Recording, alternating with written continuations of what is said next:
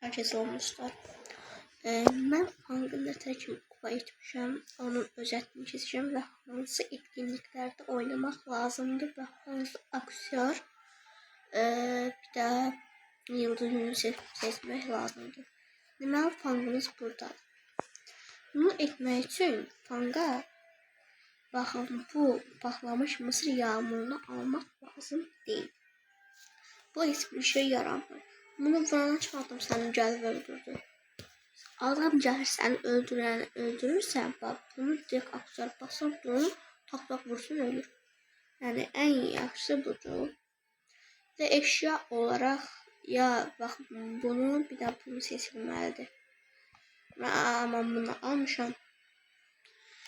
Çünki mənə bu yaxşı gələn çox. Seri tekmə, bir də kalkan ayaqqabı. Ən yaxşı seri tekmə, çünki Fang süper özelliğini bir düşman yok ettiğinde Supercell'in anında yeniden dolar ve tekrar kullanılabilir. Yani birine süper özelliğini kullandı, getdi bir adam. Ondan sonra təzədən yeniden dolur. Yani bu daha yaxşıdır. Bu gərəksizdir bir kalkan ayaqqabı. Ondan sonra hiper şarj da, onu sərfazlıqdan sonra ala bilərsə, hiper şarj da önemlidir. Aha. Ondan sonra hansı etkinlikdə oynamalıdır? Bəziləri var deyir ki, savaş topu, hesablaşma, knockout belə.